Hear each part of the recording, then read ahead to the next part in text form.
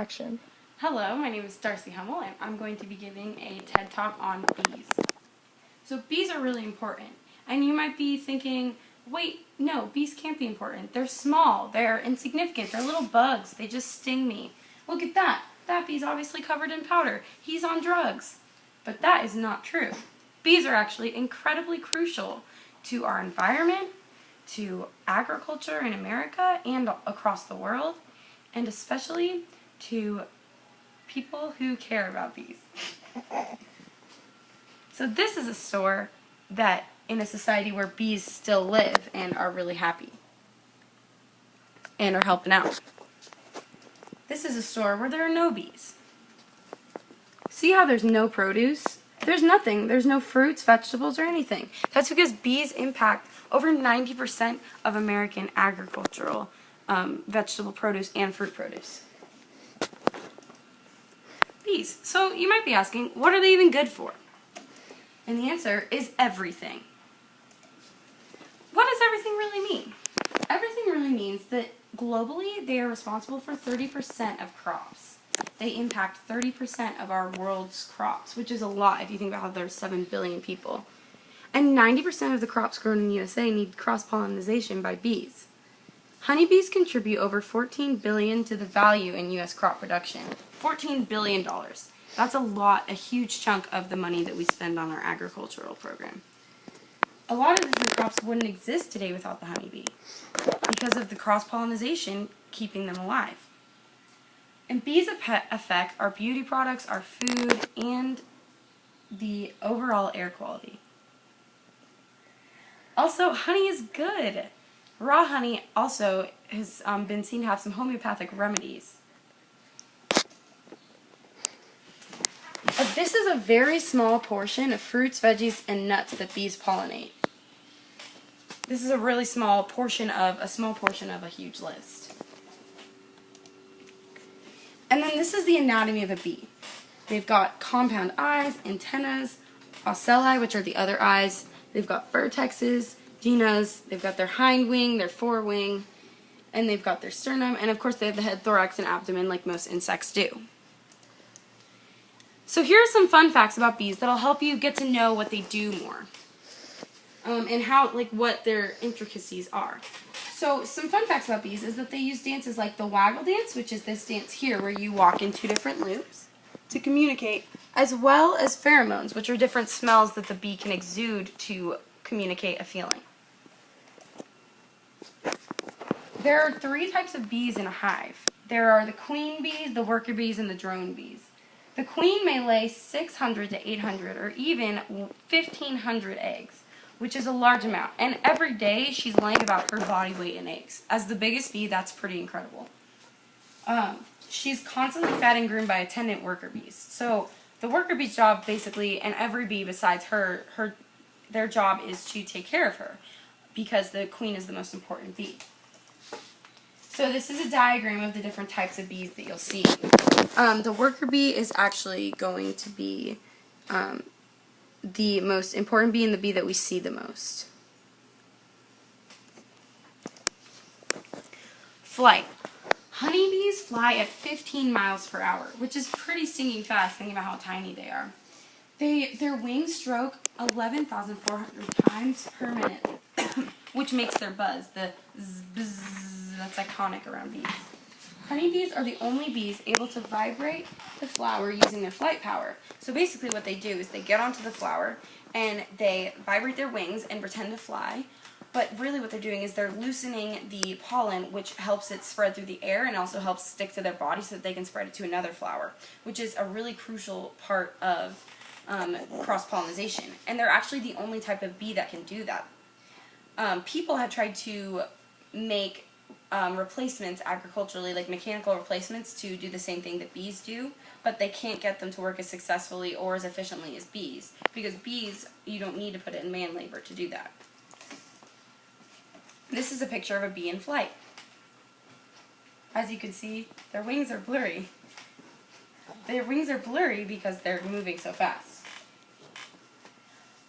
A few more fun facts are that honeybees will usually travel approximately 3 miles from their hive. Honeybees are the only bees that die after they sting. So they're the ones that you normally see who would normally sting you.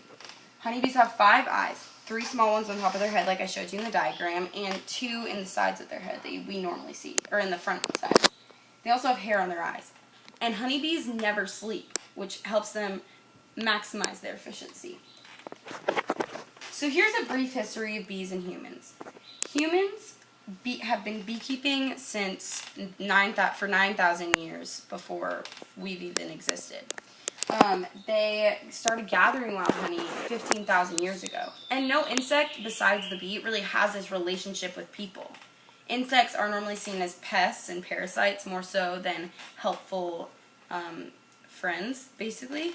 And so this is a very different relationship that bees have with people, honeybees specifically, because they're so helpful. The domestication of honeybees, and when they smoke them out, like they use a thing called a smoker, which basically calms the bees down so that they can remove and extract honey from the hive, was started 4,500 years ago by Egyptians. And in the 18th century, beekeeping became as efficient and good as what it is today. And now we've been selectively breeding bees to be mite resistant because there's a special mite that actually can go inside when they're larvae and can go inside the egg and hatch with them and then kill them. But these bees are mite resistant. I mean the newer bees.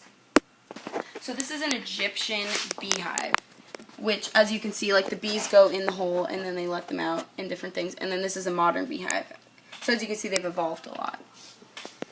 So there's a lot of mythology behind bees, but I'm going to summarize it basically by saying that bees have been seen as gods, goddesses, and messengers in society. They've been seen as kind of like fate-like figures, like the Fates in Greek mythology.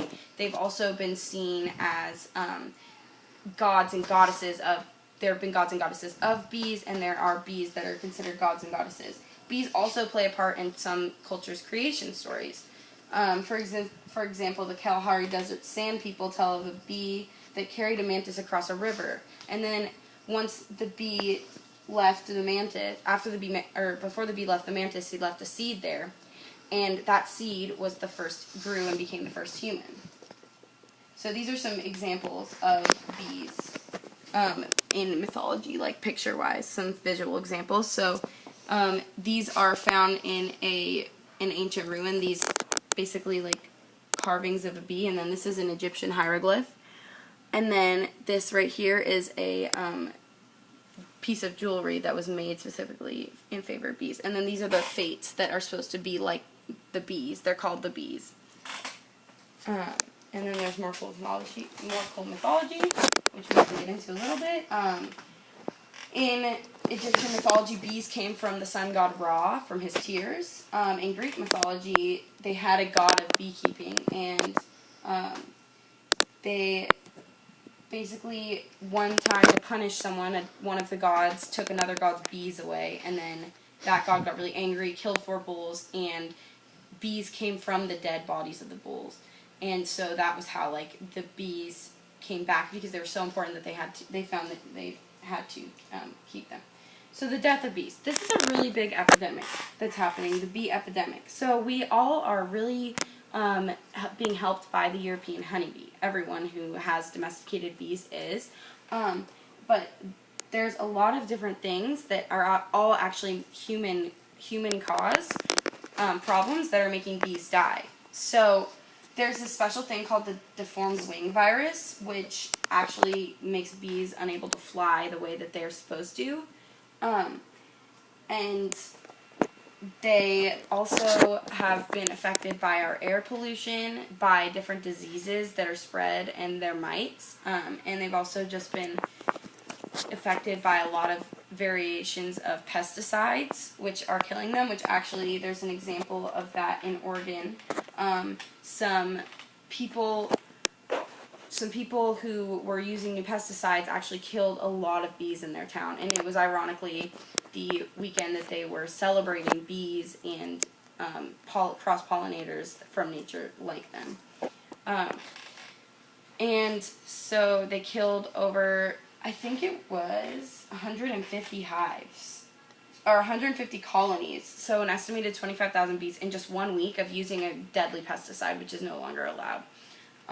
There's also a thing called colony collapse, disorder, which is the phenomenon that occurs when a majority of worker bees in a colony leaves the queen bee, and they leave their larvae, and then they go and find a new colony because the situation's just so dire. So they're pushed out of their homes by humans. And this is a really big problem because, honestly, we could stop what we're doing. Like, we could stop using the pesticides that are endangering bees, and we could stop doing that, but we aren't. We need to really take a step back and realize that what we're doing is affecting a creature that has, for centuries, helped us.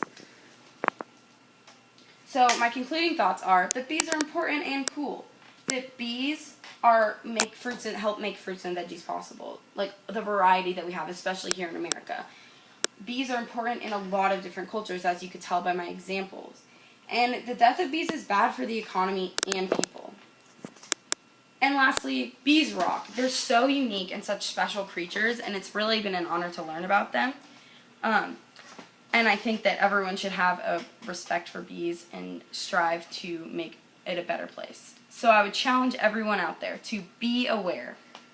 Thank you.